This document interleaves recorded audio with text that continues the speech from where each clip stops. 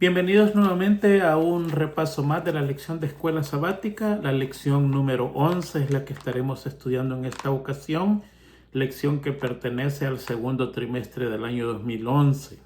Esta lección lleva como título Ruth y Esther.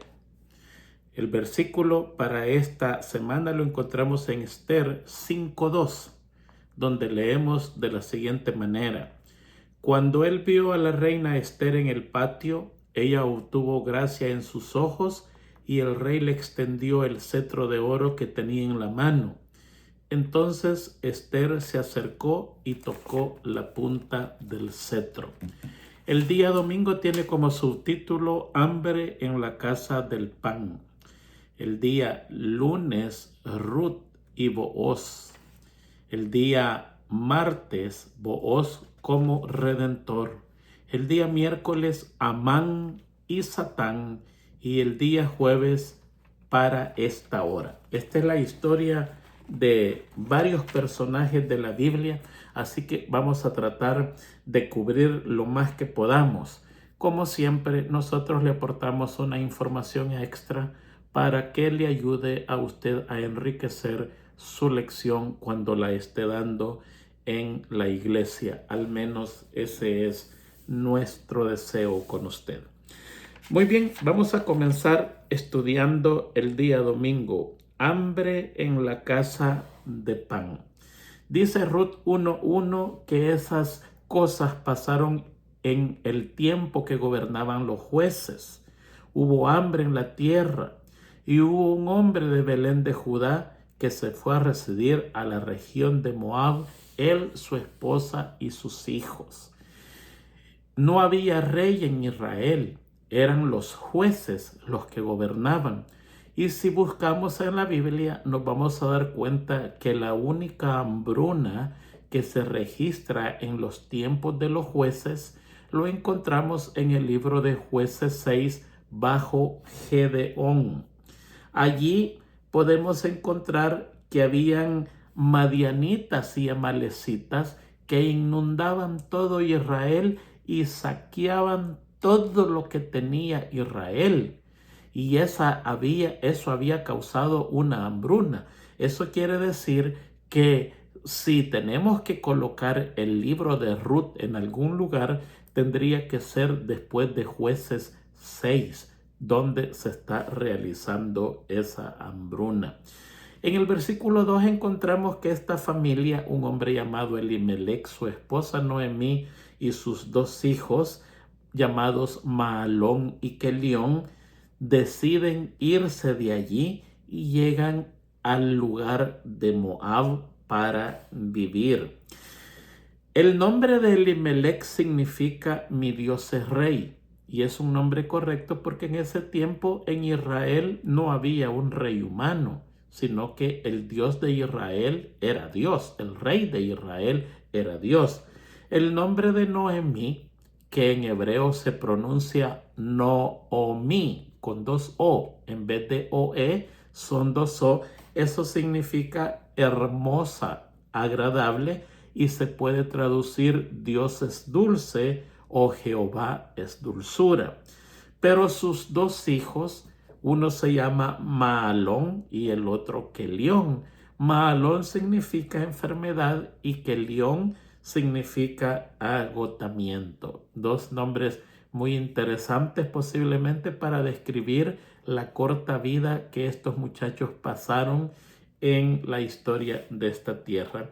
Y la Biblia dice Belén de Éfrata. Éfrata era el antiguo nombre de Belén y se da por varias razones. Primero, que en Zabulón había otra ciudad llamada Belén, en la tribu de Zabulón. Para no confundir estos dos lugares, estaba Belén de Éfrata y Belén de Zabulón. Por eso es que se menciona específicamente Belén de Éfrate. Muchos creen que Belén se le puso a esta ciudad por la esposa de Caleb. En Primera Crónicas 2 usted encuentra que Caleb tenía una esposa que se llamaba Azuba, y cuando ella muere, él se casa con una muchacha que se llama Éfrata, y allí les nace un hijo que es Ur. Otros dicen que el nombre de Éfrata significa fertilidad y por eso es que la lección se titula Hambre en casa del pan. Un nombre interesante para esta ciudad que significa fertilidad.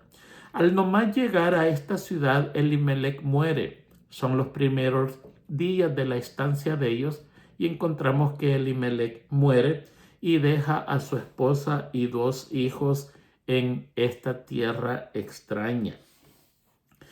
Después de un funeral, nosotros encontramos 2 matrimonios, porque encontramos que ellos se casan con 2 mujeres moabitas.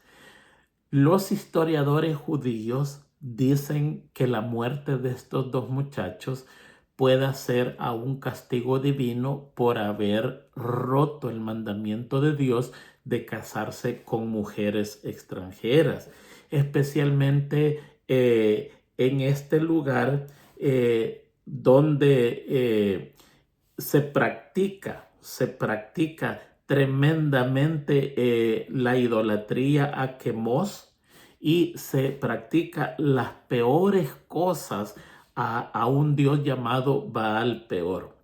Entonces, la mayoría de judíos dicen de que posiblemente estas 2 muertes se deben a no obedecer la palabra de Dios, de evitar el casamiento con mujeres extranjeras. La historia judía también dicen de que Ruth y Orfa eran hermanas y dicen ellos que eran hijas del rey Eglón, moabita. Si esto es verdad, entonces eran princesas. Ahora, hija puede ser hija o puede ser nieta o puede ser bisnieta, pero si algo se cree que tenían descendencia real.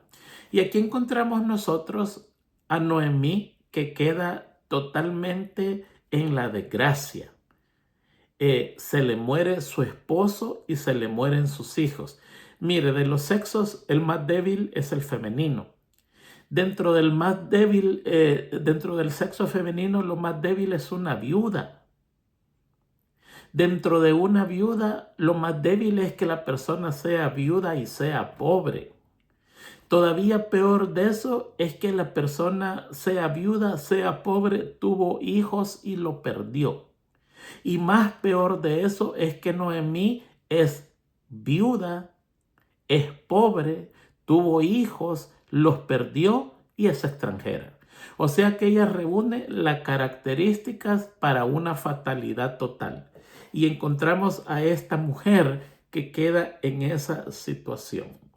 Entonces, esto nos lleva al día lunes, donde ella regresa a su tierra natal y se salta la historia al libro de Ruth 2. No está el momento donde Orfa se regresa, sino que se salta aquí al capítulo 2, a ese encuentro entre Ruth y Booz. Booz representa a Jesucristo porque Cristo ama a su iglesia, la protege, la cuida en todas maneras, y Booz es una sombra de Jesucristo al amar a esta mujer. Fíjense que él llega y lo primero que saluda a sus trabajadores es el Señor esté con vosotros. Y los trabajadores le dicen el Señor te bendiga. Qué hermoso saludo a un patrón.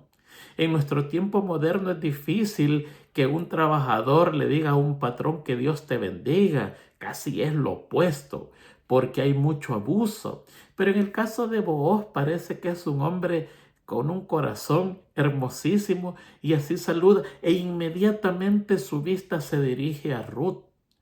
La ve esbelta, la ve diferente. Si era hija de rey, tenía que ser una muchacha bonita, con ropa diferente. Y usted lee en Ruth 2:5 que él no pregunta ¿quién es ella? Él dice allí, entonces Booz dijo a su criado, el mayordomo de los segadores, ¿de quién es esta joven?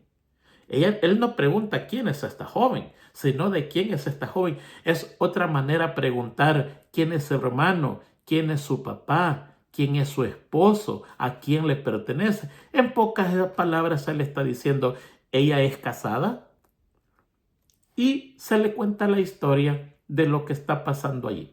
Encontramos nosotros que Booz comienza a hacerle un montón de favores a ella. Le permite que segue en su campo. Le dice, estate junto a las doncellas, porque ellas te van a dar protección, te vas a sentir protegida en medio de mis doncellas. Da una orden a los jóvenes que no la toquen, que no la molesten, que no vayan a gastarle ninguna broma pesada, de mal gusto o de irrespeto, porque eso es señal que él está interesado en ella. Le permite comer del pan y del agua. El agua de esos días era una mezcla de un vino bien pobre, un poquito de vinagre, un poquito de aceite de oliva, y se dice que eso era una mezcla muy refrescante en los lugares calientes. Allí mojaban el pan y comían de ese pan. Dicen que es rico, la gente que lo ha probado dicen que eso es muy sabroso, especialmente en ese clima. Le dice que se mantenga siguiendo a sus trabajadores para que no se vaya a pasar al campo vecino, porque allí no hay cerco, sino que cada quien conoce los campos de su señor. Y ella, siendo una joven que no conoce nada, peligroso, se pasaba a otro lugar y podía ser maltratada. Él exige que se le deje espigar con, con, con los que están recolectando el fruto grueso. Y al final encontramos que Ruth regresa donde Noemí con una efa de trigo recolectada en un día. Es mucho material, es mucha comida para una sola persona. Y allí es donde Noemí entra en curiosidad, la curiosidad materna. Ella es como una hija para Noemí, y le dice, ¿a dónde has segado ahora? Vio la carga maravillosa que traía de comida, vio el rostro radiante de Ruth, llena de felicidad porque había encontrado que alguien le ayudara. Y ahí es donde pregunta ella, ¿qué pasó? Dime qué pasó. Y ella le dice, yo estuve en un campo de un hombre llamado Booz. Me imagino que Ruth le corrieron por su cuerpo emociones extrañas, porque ella sabía que ese era uno de los hombres más cercanos para redimirlas. Y ella agradece a Dios y dice, bendito sea Dios, que ayuda a los vivos y a los muertos. Ese versículo es peligroso. Lo han tomado mal en muchas ocasiones, creyendo de que Dios tiene que ver con los muertos. No, no, no. Simple y sencillamente que las reliquias de estos hombres muertos, de 3 hombres muertos, allí están. Y Dios en su misericordia ayuda al huérfano, porque él sabe que perdió a su madre. Ayuda a aquellos que han perdido a sus seres queridos. Y en este caso, él está ayudando a estas 2 mujeres que no tienen para dónde ir porque han perdido a sus esposos. Las 2 ellas. Y Ruth está diciendo, bendito sea Dios que Él me ha ayudado en todo eso. Muy bien, de allí la lección se salta a el día martes, donde Booz se va a la puerta a negociar las tierras de Noemí. Fíjense que ahí pasa muchas cosas interesantes, porque dice, Booz subió a la puerta. Sí, porque Belén Éfrata estaba en una colina. Fíjense ustedes detenidamente que dice que Ruth bajó a la era. Había una subida para llegar a esa puerta. En esa puerta se sentaban los ancianos de la ciudad, conocido como el Sanedrín, o parte de ellos. Y allí se arreglaban controversias, se arreglaban problemas, se arreglaban diferencias títulos de propiedad, matrimonios y divorcios. ¿Ve? Y Booz se va a esperar al pariente y cuando lo ve le dice, hey, hombre, ven y siéntate acá. Fíjense que la palabra que usa la Biblia para pariente es Goel. Goel no es el nombre, sino que es pariente. Y dice que él ve pasar a Goel, el pariente. Y en el idioma hebreo le dice, hombre, pero en el idioma hebreo esa es una palabra que se llama almoni, A-L-M-O-N-I. Si usted tuviera que traducir esa palabra directamente al español, la palabra sería fulano. Oye, fulano, ven acá. Entonces viene la pregunta, si era un pariente cercano de Noemí y él era el segundo en la línea, ¿por qué él no le dice el nombre? No es que no conocía el nombre. Se cree que el escritor de Ruth vio innecesario poner el nombre del pariente y él usa la palabra almoni, porque es un hombre que desprecia una gran oportunidad que se le da de levantar parentela para un muerto. No quiere hacer eso. Mire, y esas cosas de la herencia y de los apellidos, qué cosa más difícil es. Parece que no lo es, pero es tan difícil las herencias, los apellidos, la familia. ¿Qué problemas hay? Les voy a contar algo rapidito. Cuando mi esposa tuvo a un niño varón, el penúltimo, y estaba en los dolores, viene y me dice, acércate. Estaba en los dolores. Estábamos contando. Aquí nos enseñan a contar. Yo no sé en su país, pero aquí nos enseñan a contar. Y estaba en los dolores. Y me dijo, y le digo yo, ¿qué? Y me dijo, mira muñeco, me dijo, yo quiero que a este niño le pongas mi apellido primero.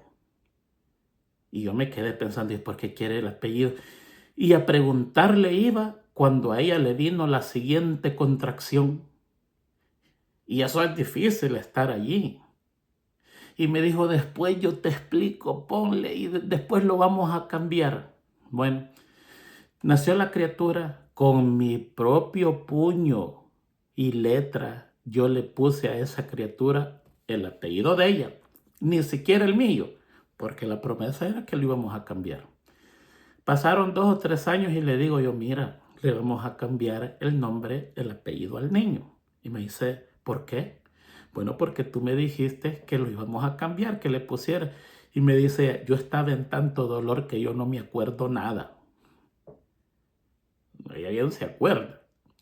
Y dije yo, bueno, yo le voy a decir al niño cuando crezca. Ahora el niño ya va para 13 años. Y un día le digo yo, mira, mijo, tú tienes que llevar mi apellido, porque así tiene que ser. Tú llevas el apellido de tu madre porque fue un convenio, pero yo te quiero decir a ti que cuando cumplas tu mayoría de edad, te pones mi apellido, por favor, que así tiene que ser. Y se me quedó viendo y ¿sabe lo que me dijo? Me encanta mi apellido y me gusta que me llamen así. Yo creo que con ese apellido me quedo. Me mató. O sea que me bajaron a un niño. Un consejo, si su esposa está o va a estar embarazada, no haga ninguna promesa en el momento del parto porque le pueden bajar a un niño, a usted también.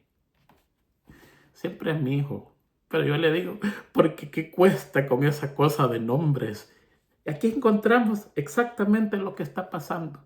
Le dicen, mira, ¿quieres tomar esta tierra? Y él dice, sí, la tierra la tomo. Oh, pero cuando tomes la tierra tienes que tomar a Ruth. Oh, no, dice, porque voy a arruinar mi herencia. Hay varios comentaristas que creen que Almoni, fulano, tenía esposa. Y para evitar esos problemas se le hizo difícil tomar esa decisión. Otros creen que quizás no era poderoso económicamente y tenía que hacer un gran sacrificio para comprar esas tierras. Otros creen eso. Otros creen que tenía miedo que él sería el siguiente en morir.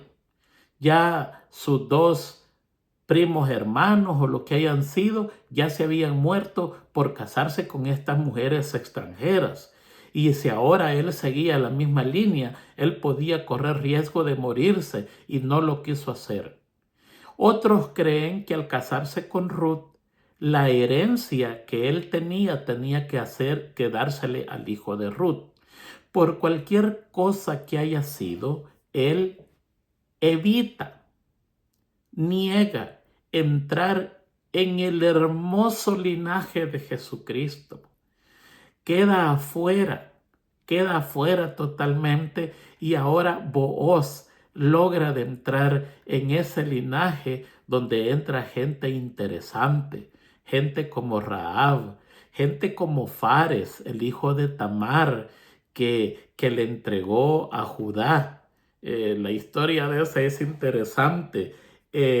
Y él hace público allí, miren ustedes, dice, de que en este día yo consigo la tierra de Elimelech, y también Ruth, la moabita, va a ser mi mujer. Y Almoni, el fulano, Goel, el pariente, le entregó su zapato como prueba. ¿Qué quiere decir la prueba del zapato? ¿Qué quiere decir esa señal? Esa señal quiere decir que el primero en poseer esas tierras era el pariente. Pero él renuncia a esas tierras y ahora le entrega el zapato a Booz y le dice: con este zapato yo te doy el permiso, como que fuera yo el que está entrando a estas tierras. En vez de ser yo, tú usarás este calzado y entrarás a estas tierras, porque yo te lo estoy dando de mi propia voluntad. Y así, enfrente de 10 testigos ancianos, porque la Biblia así lo decía. Recuerden lo que dice Éxodo 18:25, donde dice que escogió hombres capaces y los puso como jefe del pueblo, de millares, de centenas, de 50 y de 10. El mínimo para estos casos era 10 testigos. Enfrente de estos 10 testigos ancianos, Booz reconoce a Ruth la moabita y la declara su esposa. Qué historia más interesante. Y él logra adentrar en el árbol genealógico de la genealogía de Jesucristo, como uno de los antecesores de Jesucristo. Muy bien, con eso terminamos día domingo, lunes y martes.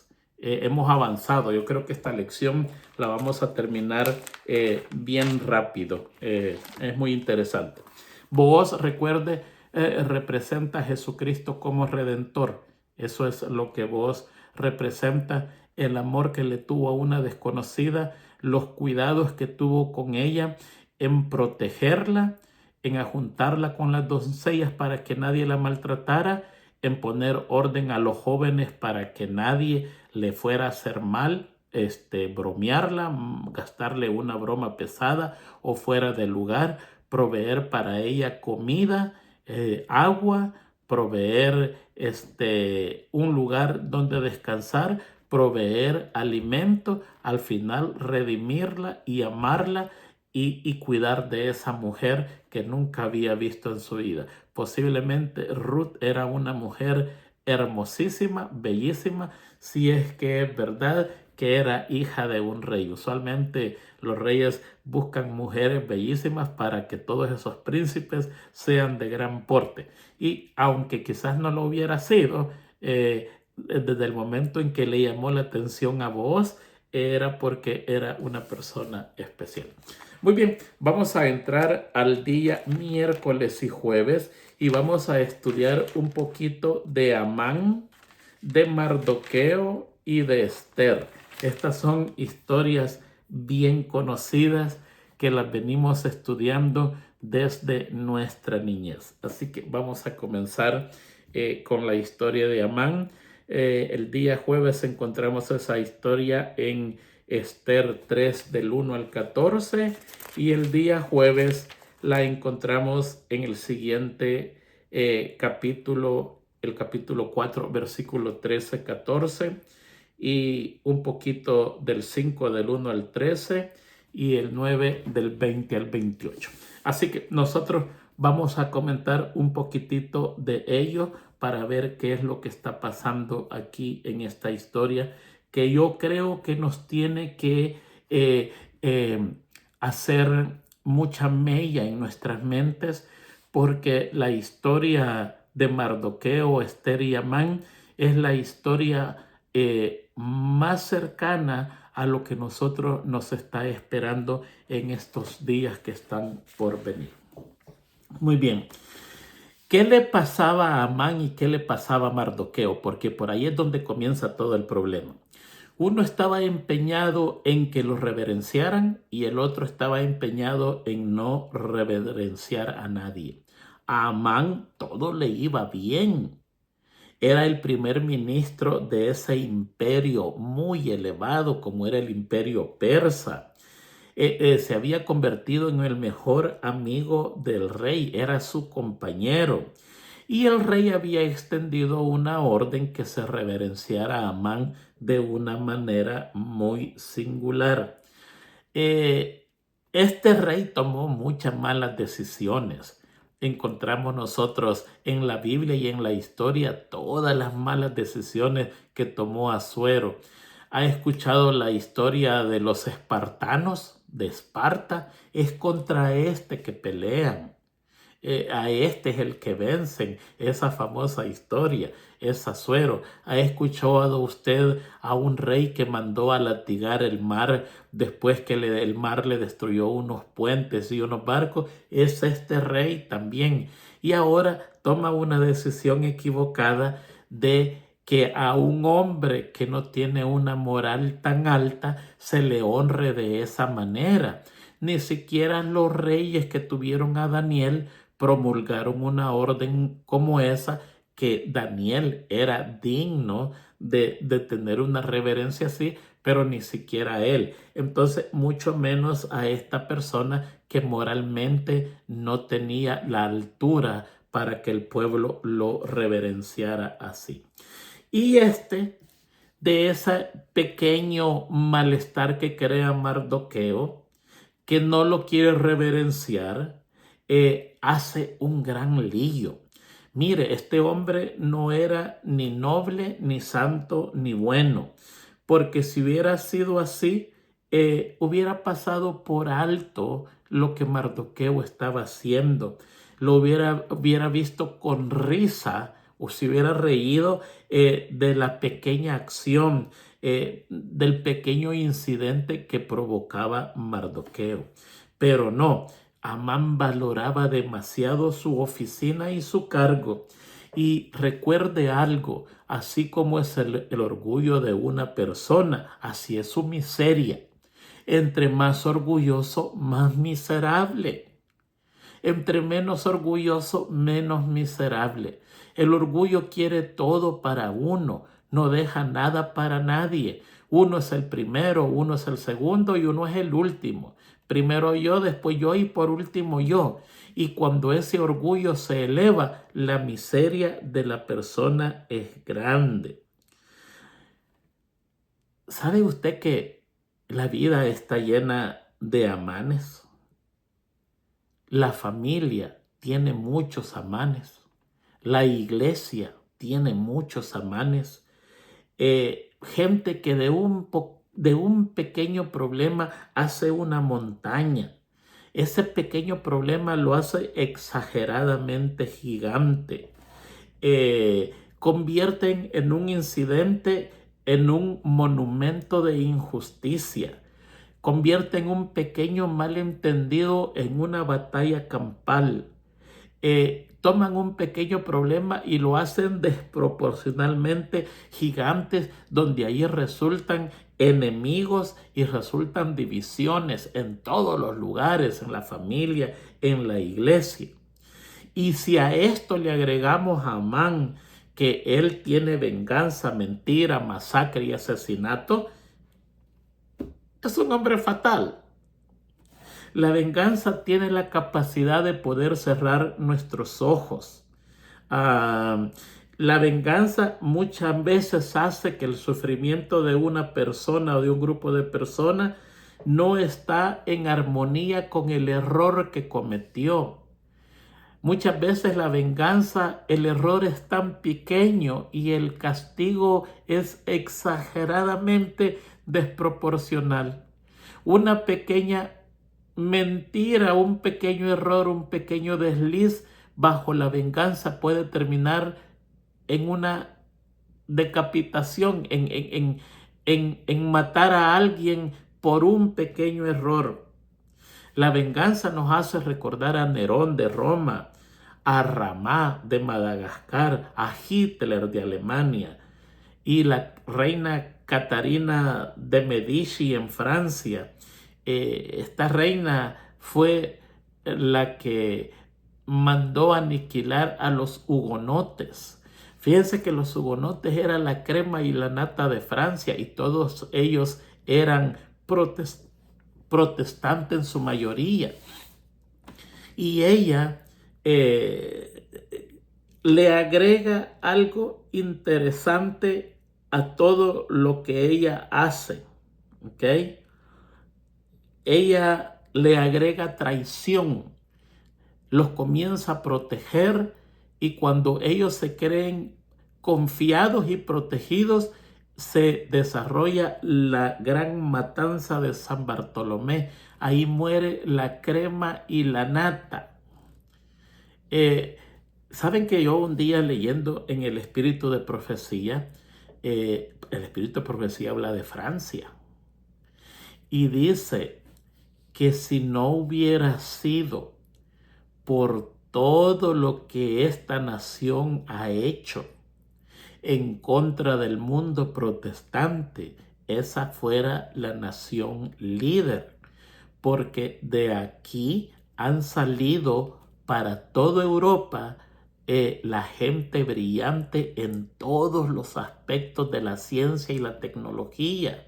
Huyendo de Francia llegaron a Alemania, llegaron a todos estos lugares y allí incrementaron la industria, la ciencia, la tecnología. Ese es el pueblo galo. Ese es el pueblo a quien Pablo le escribe, a Galicia.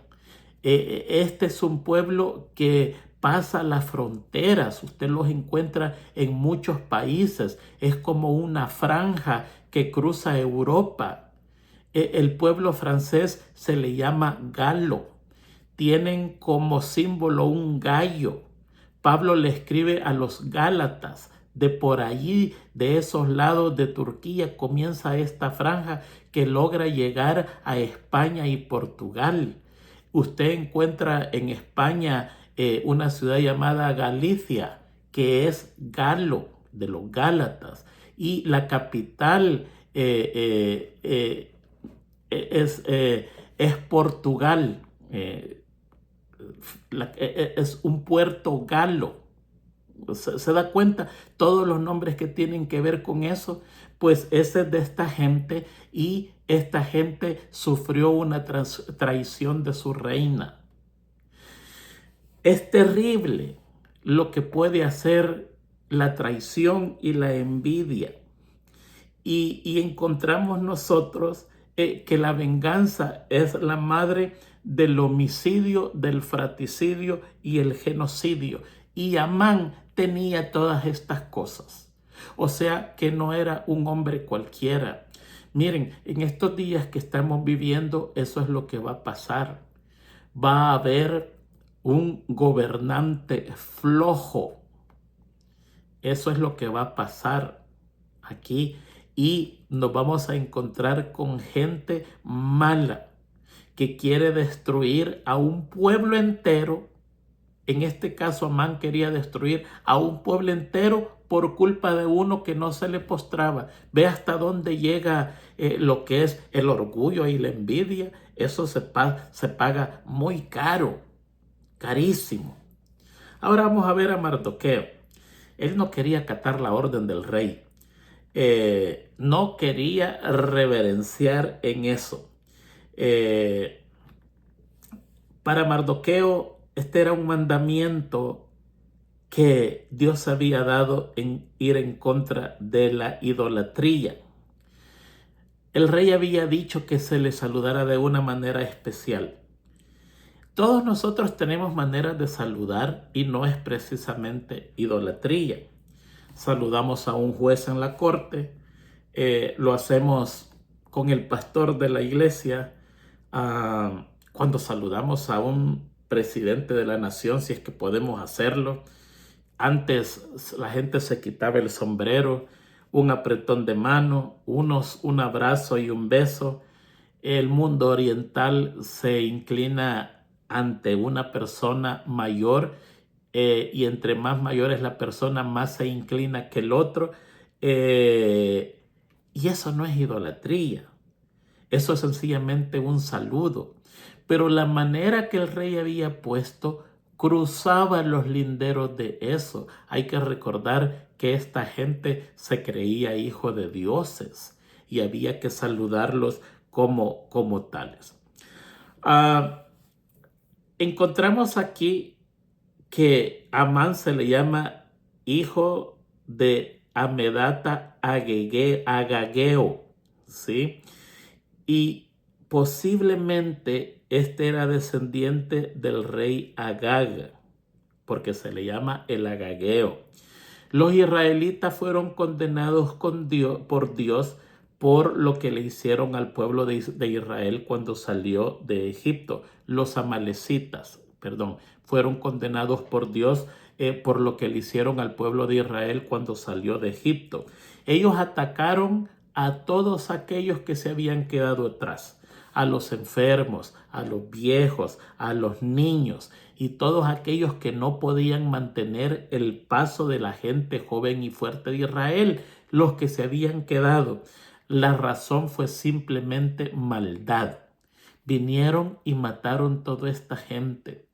Cuando eso sucedió, Dios le dijo a Moisés: cuando te asentes en la tierra, no te olvides de destruir a los amalecitas. No te olvides de destruirlos. Moisés muere y le dice a Josué: no te olvides de destruir a los amalecitas. Y así va pasando la encomienda hasta que llega al rey Saúl. Y el rey Saúl viene y perdona la vida del rey. ¿Saben cómo se llamaba ese rey? ¿Ve? Y a este se le llama a Amán, hijo de el Agageo. ¿Sí? Se cree que era de esa descendencia. Por no seguir las órdenes, Saúl perdió su trono y por empecimarse en su pecado, también perdió la vida eterna. El espíritu de profecía, hay una parte, hay un libro, no recuerdo qué libro es, donde tiene una lista de personas que no se van a salvar y entre ellos está el rey Saúl. Su última acción fue consultar a una pitonisa, cosa que Dios sabía, que él sabía que Dios había completamente prohibido y él había sido parte de esa prohibición.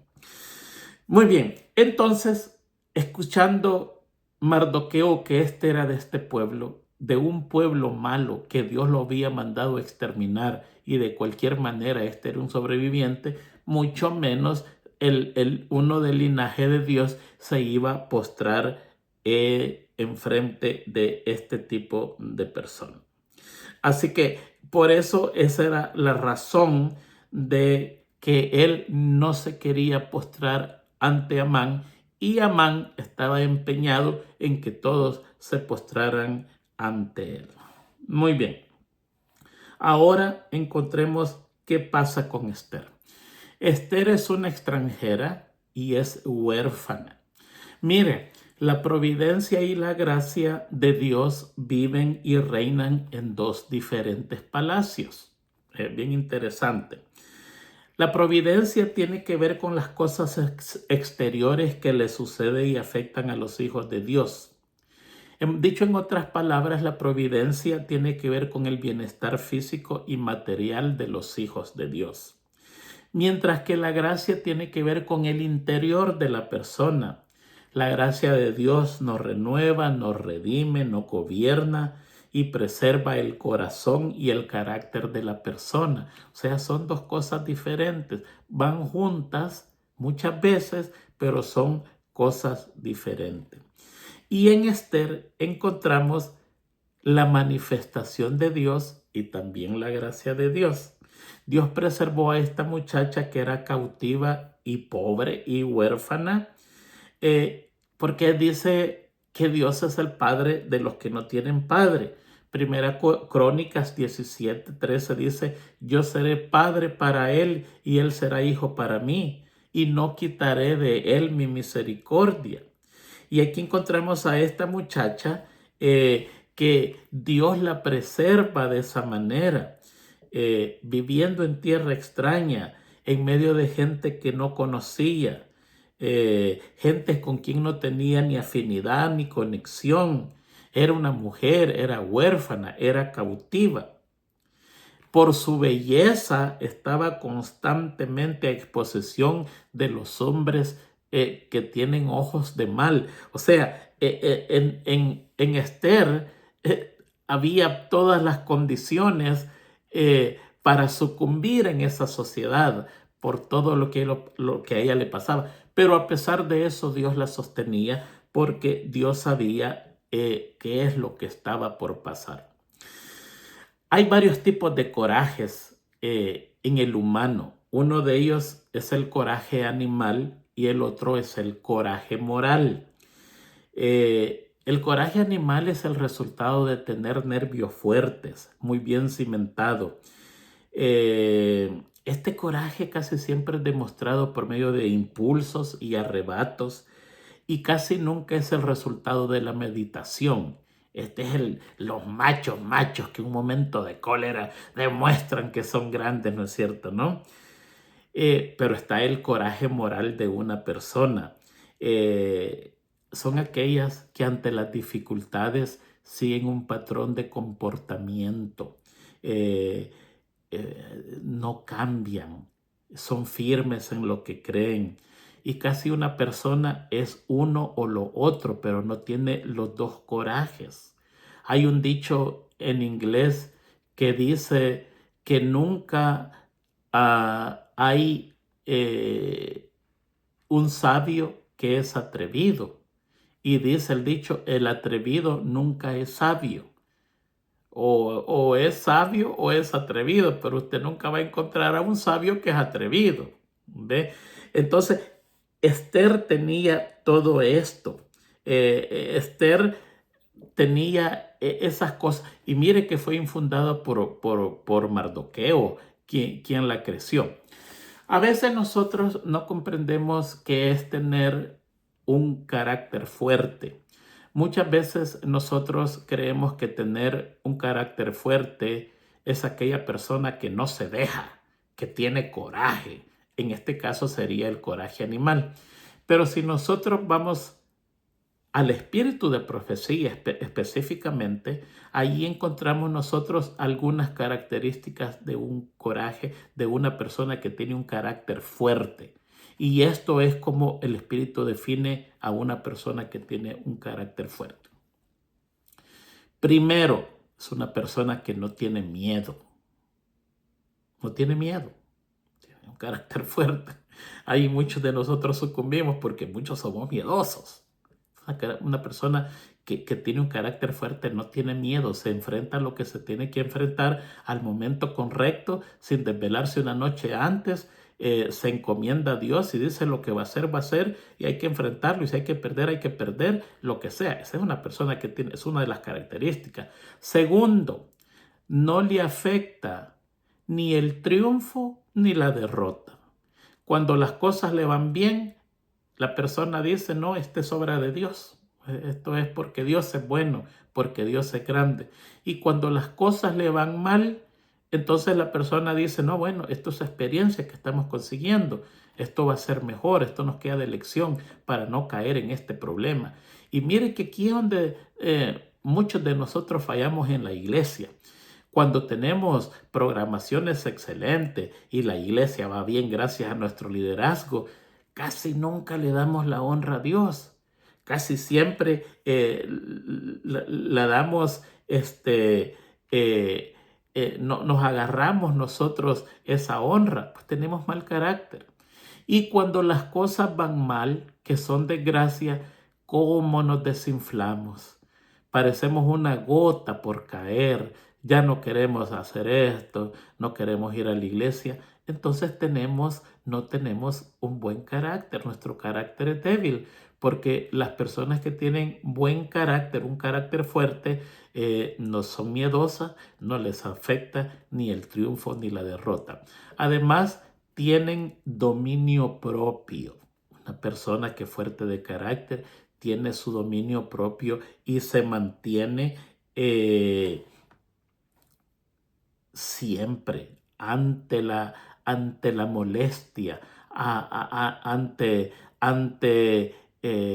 personas que lo tientan, ante la provocación, se mantiene correctamente y no se sale de sus cabales.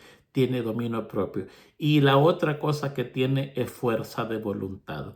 Cuando esta persona dice que va a hacer algo, lo empeña, se empeña de tal manera que lo termina haciendo.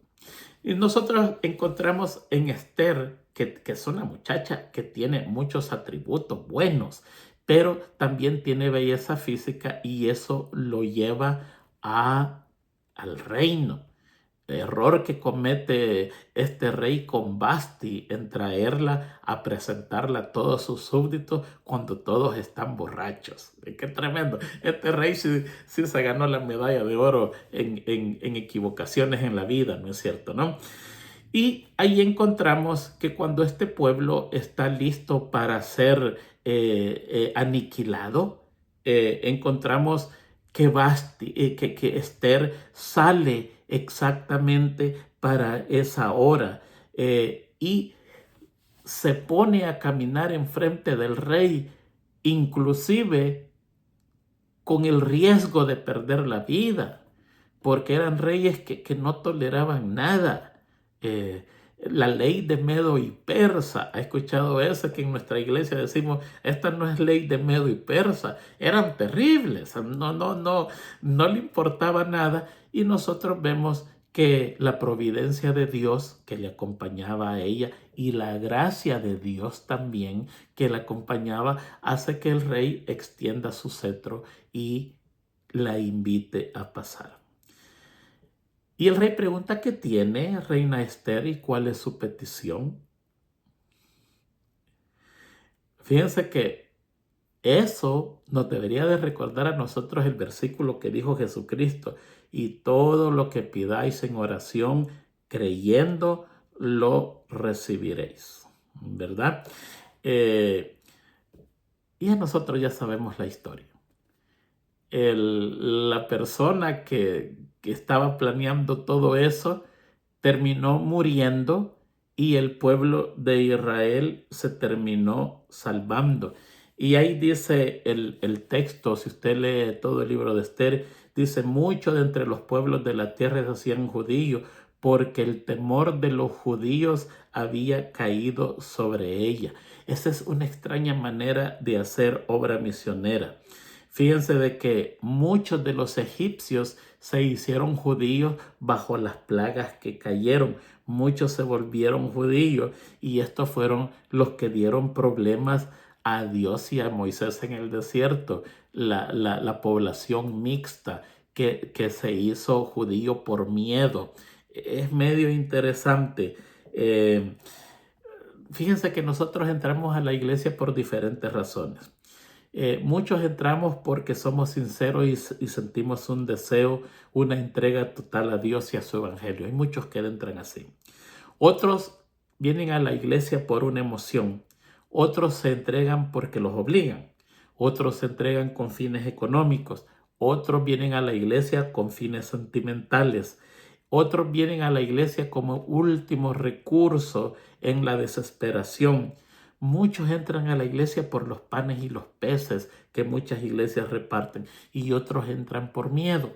Y eso es lo que pasó aquí en el gran milagro que Dios hace en liberar al pueblo de Israel de una muerte segura, y esto es por medio de la intervención de Esther. Muy bien, yo creo, hermanos, de que vamos a poner un poquitito de la aplicación, especialmente de Amán y Satán y lo que nosotros estamos enfrentando en este momento. Yo personalmente creo que nosotros entramos a la recta final del tiempo del fin. ¿Tiene algo de malo pensar en esto? No. No porque no estamos poniendo tiempo, sino que es un presentimiento de las cosas que estamos viendo, de las cosas que están pasando, cómo el rompecabezas se está armando, cómo las piezas van cayendo y van entrelazándose perfectamente la una con la otra. Nosotros estamos viendo todo eso y creo que lo que se nos viene adelante es terrible. ¿Ve? Estas historias, especialmente la de Esther, tienen que prepararnos a nosotros para los momentos de tribulación que vamos a pasar. Porque vienen momentos de tribulación cual nunca han habido. Mire, antes que todo comience, el espíritu de profecía habla que va a haber una etapa, podríamos llamarle de una tribulación anticipada. Esto no estamos hablando de la tribulación del tiempo del fin. Yo no sé si a usted le pasa que a veces uno siente aflicción y usted no sabe ni por qué siente aflicción. Esa es el principio de las tribulaciones. Pero esta tribulación podríamos decir como es como una tribulación preventiva. Muchos estamos buscando a Dios, lo estamos buscando de verdad y estamos luchando con problemas que tenemos que arreglar, pecados que tenemos pendientes, vicios que tenemos que no podemos soltar, emociones equivocadas, quizás odios, quizás resentimiento, quizás no podemos perdonar. Quizás en la familia tenemos a alguien que no le podemos hablar. Quizás en la iglesia tenemos a alguien que no nos podemos tragar. Hermanos, comenzando por mí mismo, yo creo que todas estas lecciones que estudiamos es para que nosotros recapacitemos y hagamos un cambio en nuestra vida. Fíjense de que nosotros, los adventistas del séptimo día, no nos vamos a perder por grandes pecados, nos vamos a perder por cosas pequeñas, por orgullos tontos.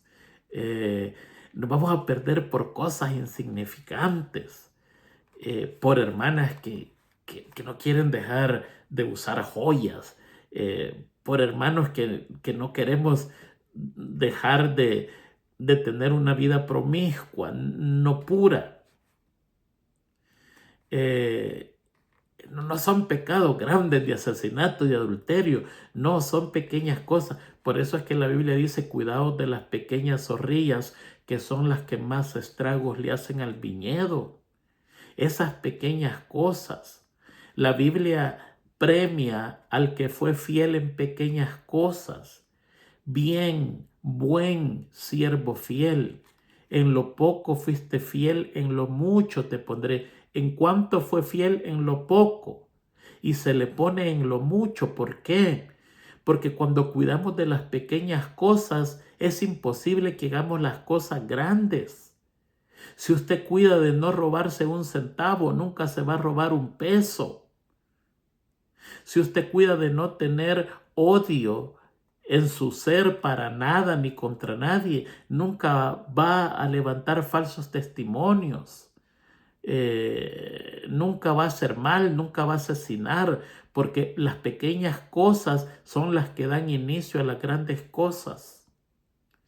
Nosotros nos enfrentamos en este momento posiblemente a la finalización de este tiempo. No sabemos lo que va a pasar, no sabemos en qué nos vamos a encontrar. Pero todas estas angustias que pasaron esta gente fueron escritas para que nosotros aprendamos. Va a venir el tiempo en que se nos va a exigir que nos postremos frente a Amán por la fuerza. Y allí entonces se va a mostrar quién es quién. Cuando se prive de dinero, de comida, de ropa, de medicina, que es tan importante, y se le diga a usted, te postras ante Amán o pierdes todo.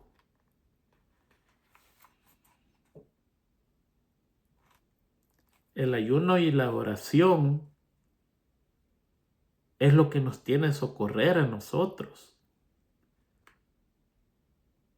Y encontramos en esta historia de Esther la manera de hacerlo. Correr el riesgo, depender de Dios. Y al final la victoria está señalada para los hijos de Dios. Miren, hermanos, este es el problema de nosotros. Viene un sufrimiento para todos, no importa quién es usted. Viene un sufrimiento. No importa en qué bando se quede, viene un sufrimiento total. Si se queda en el bando de Dios, va a sufrir de parte del diablo. Y ese sufrimiento no es fácil, absolutamente no. Es terrible. Es todo el mundo en contra de uno. Si se queda del bando de Satanás, va a sufrir la ira de Dios derramada puro. No importa donde nosotros nos quedemos, el sufrimiento es inminente. Ahora la pregunta es, ¿para quién vamos a sufrir? Esa es la pregunta del millón. Yo vengo de un país que hubo una guerra civil por muchos años y era admirable cómo esta gente moría por una idea comunista. Daban su vida, se volvían mártires por no sacrificar esa idea. Morían como grandes por una idea política. Eran capaces de dar su vida por una idea política. Eso es valentía. ¿Y nosotros por quién vamos a sufrir? Esa es la pregunta del millón. Yo personalmente no quisiera sufrir, pero no vivimos en un tiempo solemne que eso no es una opción. Viene el sufrimiento. Lo que yo siempre le digo al Señor, mira, Señor, yo quiero sufrir por una razón. Si yo sufro tu ira, tu castigo, y muero en unas condiciones fatales para después volverme a levantar y morir de nuevo, no es justo, no es correcto.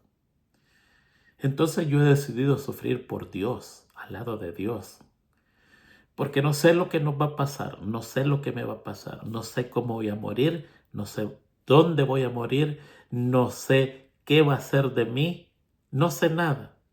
Pero una cosa sé, que el día de la resurrección seré levantado para ser transformado de gloria en gloria y voy a saber que el sufrimiento que decidí tener por la causa divina fue hasta insignificante y nos vamos a levantar a la vida eterna. Yo le invito en este momento que decidamos sufrir por Dios, porque del sufrimiento no nos vamos a liberar, no, eso viene. Pero si sufrimos por Dios, tenemos la bendita esperanza que Él está con nosotros, que Él va a proveer para nosotros, que Él nos va a cuidar. Y tenemos la bendita esperanza de la resurrección si es que nos toca morir. Que Dios nos bendiga, que Dios nos guarde. Ojalá que estas clases nos hagan impacto a nosotros y hagamos los cambios necesarios a tiempo para ese día glorioso estar con el Señor. Una feliz semana a todos y nos vemos, Dios mediante, la próxima semana con otra lección más de esta interesante lección que estamos estudiando en este trimestre. Feliz semana.